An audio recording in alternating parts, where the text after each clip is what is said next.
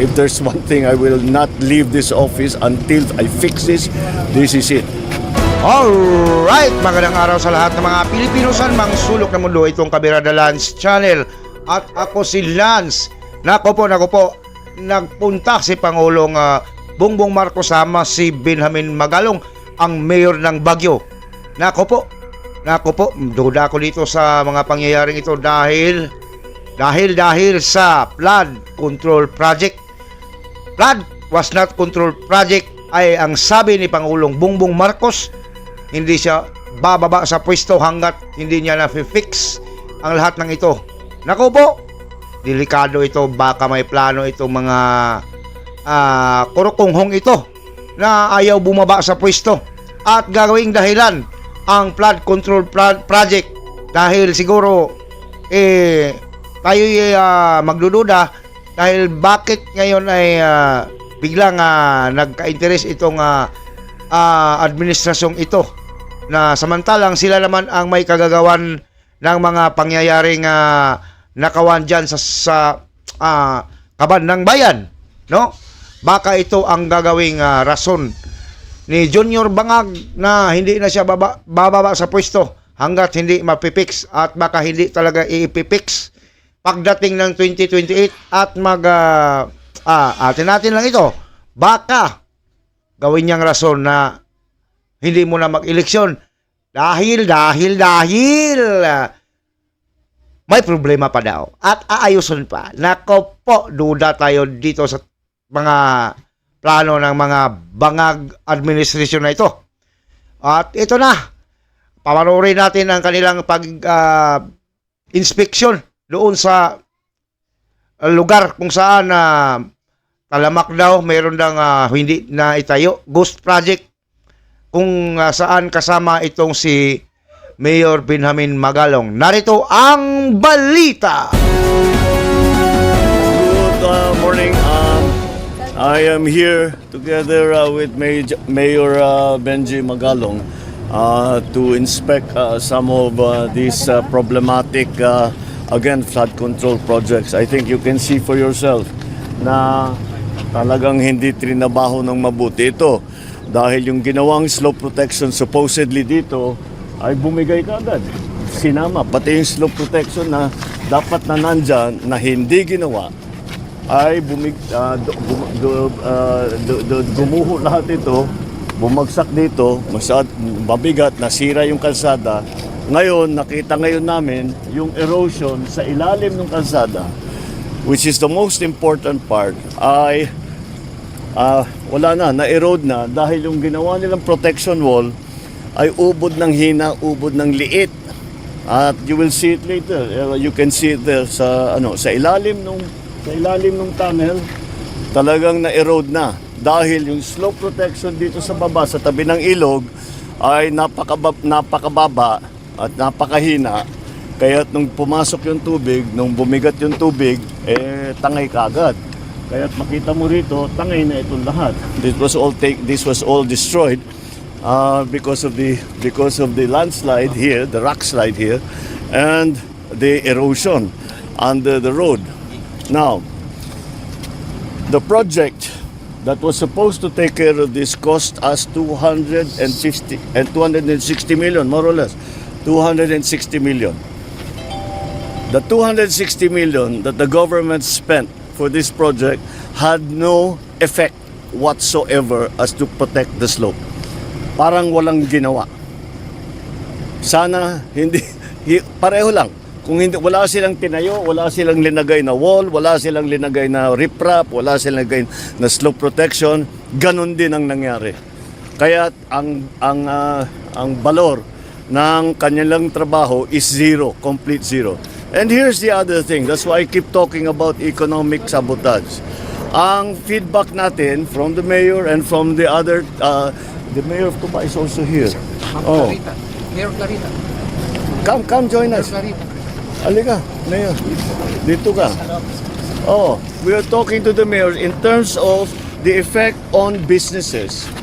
Because of this, because nagsara ito, hindi na magamit ito, In terms of business, 30%, 35%, I think is the number, 35% kaagad ng kanilang hanap buhay ay nawala dahil dito.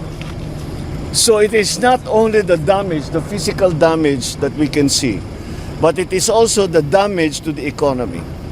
It is also the damage to the people's livelihood. Naghahanap buhay lang naman itong mga taong ito, tinanggal sa kanila 35% ng kanilang hanap buhay para ibulsa ang pera ng gobyerno. Kaya naman, hindi kayo magtataka that if there's one thing, I will not leave this office until I fix this. This is it. This is one of those things. So, very, very clear. Here we go again. Pang ano na tayo? Pang lima na yata nating inspection ito. And it's always the same. Now, we will go to the next site. Yun naman, yung rock netting. Yung tinatawag na rock netting. Kung makita ninyo, may mga netting na dinalagay sa ano. Unang-una, because napaka-notorious ng rock netting to sa corruption, pinagbawal na ang rock netting.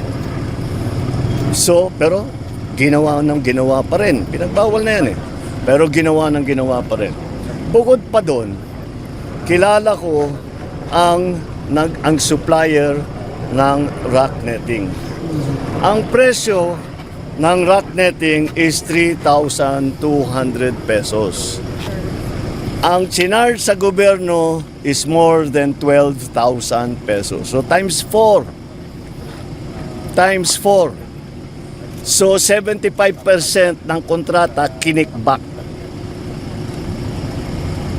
So that's the situation we are facing. Kaya't malala ito. The other item that I have begun to learn from the LGUs, puti na lang nandyan yung LGU na nakabantay. But the LGUs are all complaining. Dati, ang sistema, pagka may project sa isang lugar, halimbawa, mayor ako, na may project ng DPWH o contractor doon sa lugar ko, magkukonsulta sa local government. Hindi lang, pag malaking project, hinihiring yan from barangay to municipal to province. Walang ganun. Walang ganun na ginawa dito sa lahat na ito. Eto pa, kapag tapos na raw yung project, dati, nung gobernador ko, may acceptance ng local government. Sasabihin ng local government, okay, maayos yung inyong ginawa. Tinanggal na yon.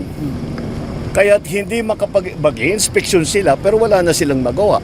Inspeksyonin nila, sasabihin nila hindi magandang pagkaayos, pagkagawa, hindi sapat o mahina or whatever.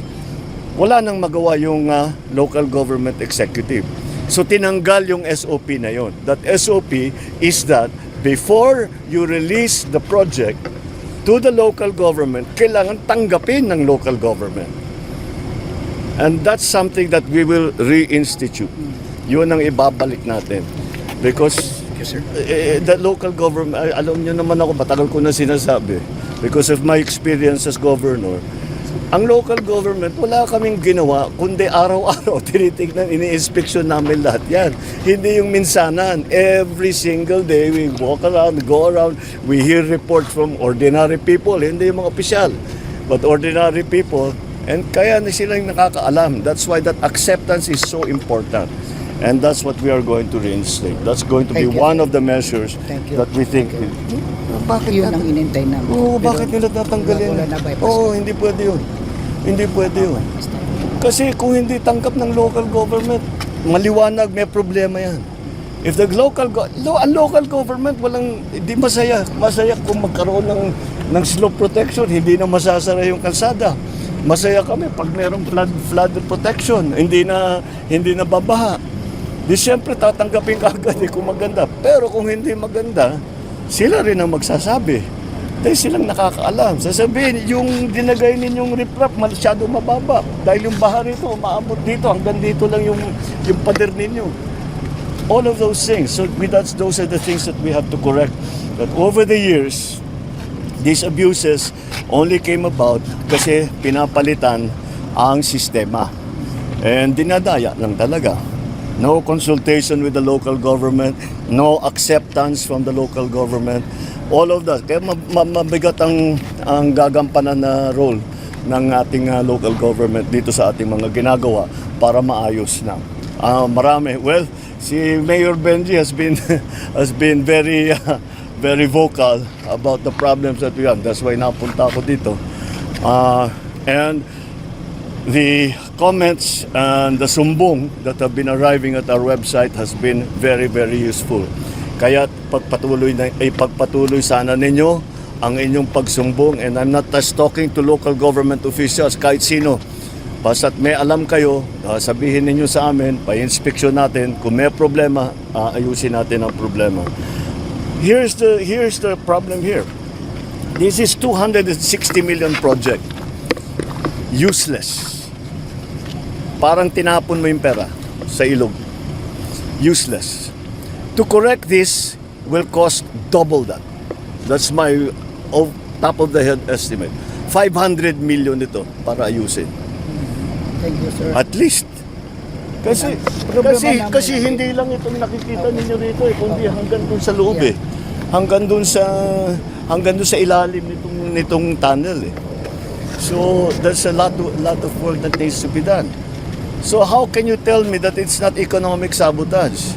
Kinuha mo yung 260 million, wala kaming nakitang effect dun sa kanyang ginawa na kontrata, tapos para ayusin yung binigay ninyong problema sa amin, it will cost another 260 million, probably double 260 million, hanggang 500 million na yan. Kaya I don't blame anyone for being disappointed, frustrated, angry, and paying for blood. Okay, thank you.